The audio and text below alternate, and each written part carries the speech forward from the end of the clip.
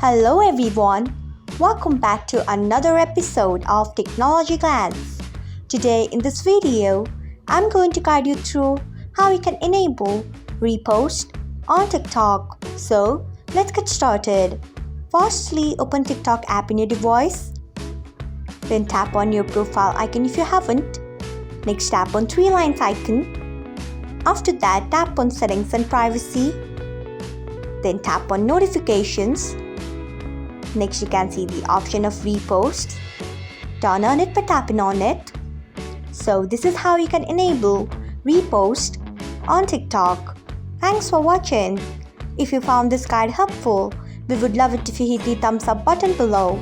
We upload great new tech tutorials like this one every day. So do not forget to subscribe to our channel and hit the bell icon so that you will never miss another update.